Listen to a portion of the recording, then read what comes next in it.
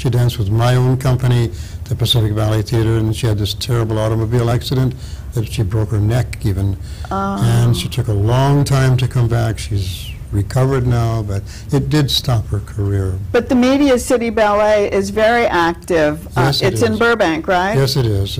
It's on Palm Avenue in Burbank. And we're about to do a performance, like a one-time performance on June the 9th, of which we're honoring, including myself, 5 ballet dancers that were with the Ballet Russe de Monte Carlo. And they're all here, or They're you're bringing going to them be in? here. They're going to be here, flying in, George Zorich, Mark Platt, Victor Moreno, and this other gentleman that I've known for years, Paul Moore, and myself.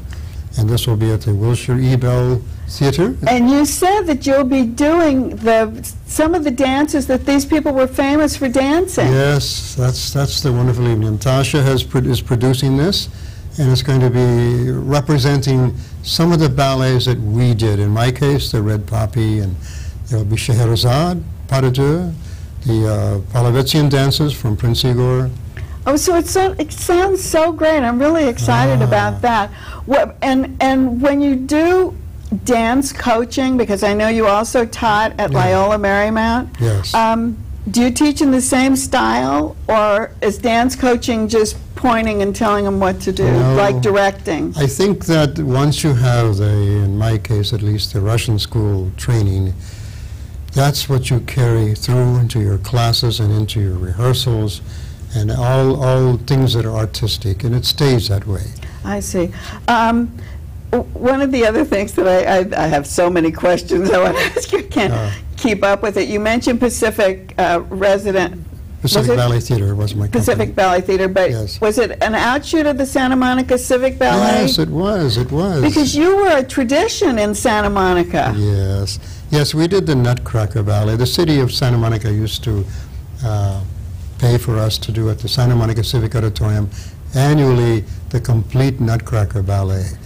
And that was a wonderful experience. And the people of Santa Monica would come each year to see us, and we would import very good dancers along with local dancers. Oh, so you would bring dancers in? Yes, we would. I wondered about that. What is your feeling about European versus Russian versus American training? Well, being the Russian school, I'm just kind of partial to that, of course. But you know, you see so many good dancers, like American Ballet Theater, New York City Ballet. They're not all Russians. They're not all. You don't have to be all Russian. You just have to be well trained, and they're so well trained wherever they come from. Oh, it's so great to hear. And before we leave, I know you brought a photograph, the Ballet Russe cover. This is called the Men of the Ballet Russe, and this is what we are going to be performing on June the 9th at the Wilshire E. Bell. If you want any information about it, just go on the line to Media City Ballet. It's a .org, yeah. And next to it, that picture. The one at the bottom there? Yes. That's my friend Paul Moore. He was with the Marquis de Cueva Ballet Russe. Oh, Marquis de Cuevas? Right. Oh, yeah. Yes, and so he's going to be honored too. He's one of the 5. Oh, I'm so glad. That's so exciting. It is. Thank you, Andre, for being with us. You have such a warm smile. You make everybody feel so comfortable. Oh, I'm so glad. I wanted to get that in all evening. Thank you so much for being here. Thank you. And don't go away, because we'll be right back with Mara Gibbs.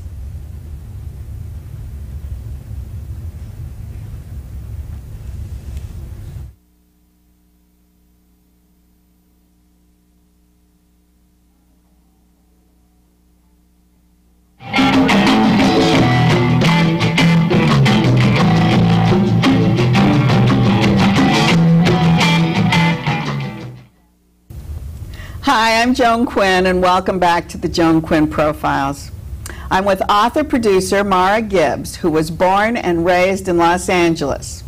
She graduated from University High School and attended UC Santa Cruz and UCLA. Mara's book, Everybody Eats There, is the result of her passion for travel and food. What was the inspiration for your interest in food? One, my parents, because my mother was always a great cook, and we grew up eating really well until she decided to go teach at the Pritikin Institute, when she stopped cooking like Julia Child and started cooking like him, and we all stopped eating at home. My brother, Peter Morton, went off to live in London, and all he ate, he was not a gourmet, was burgers and fries. And I mean, I'm not going to go into his story because everybody knows it.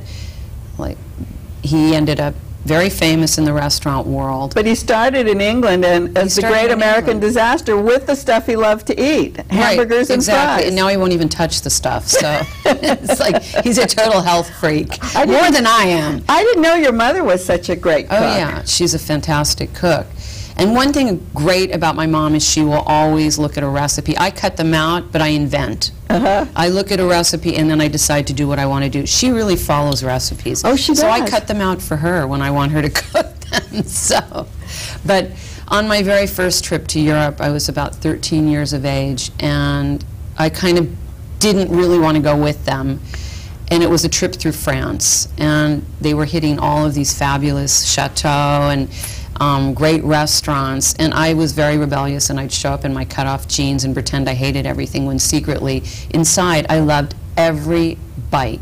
And probably my first moment I remember was eating at a restaurant in Telloir, which is this gorgeous place on Lac d'Annecy, and we went to this restaurant called Perbise, which is gorgeous, and you're on this fantastic lake, and you're sitting outside, and the waiters are giving you this table service and opening up copper pots. And I remember eating this dish of écrivisse, which were like sort of baby lobster in a kind of sherry cream sauce.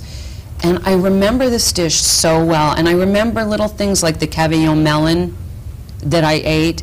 But you were a teenager. Yeah. And I was pretending to hate everything. Oh yeah, I remember every... And then you had to come back to LA. And then I came back to LA, and I remember every time I saw a French person with their sweaters tied around their neck or smoking a gauloise or a gitan, I was like, I'd go up to them and I'd go, "Are you French?" And that's when I decided I wanted to learn French. Is that right? I learned French first, and then I learned Italian.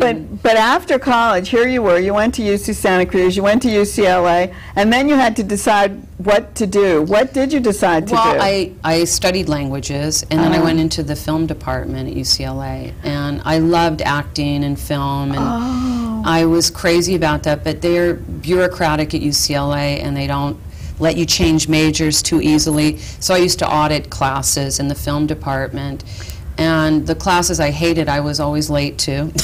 So I was like psychology, which, you know, in the Jewish religion we should actually, you know, all be studying it harder, and then we wouldn't have to pay all those shrinks so much money. That's so, right. So you were late to those classes. Oh yeah, absolutely. But anyway, I tended to miss a lot of those because they were also early morning classes, and I hate early mornings. So what did you do? So you decided to go to Europe and produce. What were you producing? No, what happened is that I took a year off at UCLA and I went to live in Italy.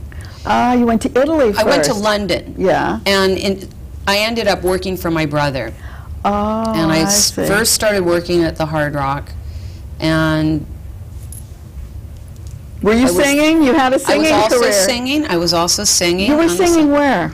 I did my first backup job with Harry Nilsson. And in London? In England, yeah, because I cut a demo with Island Records. And, you know, and then I went back to live in Italy, and I ended up doing a singing tour with a very well-known singer there, Umberto Tozzi, who wrote a song called Gloria, which I think... Alberto Tozzi? Umberto Tozzi. And Gloria. I worked in another restaurant in Rome there, so I've worked in restaurants all over the place. So that, just knowing the food and working in that situation, and then what happened to your singing career? Well, I did some more demos in the States and was not particularly ambitious, and was more interested in extracurricular activities like boyfriends and things like that, and was not aggressive with the career. I had record labels give me money, and I wasn't ambitious like some of these young girls today. I admire them for that. So I ended up having to work with, you know, my brother, and then I ended up managing a restaurant in Los Angeles called Il Giardino, which was one of the first real Tuscan restaurants. On 3rd Street. I put them on the map, and I stole all our customers from Morton's, which we had opened up. One of my favorite restaurants. We used to eat there all the time.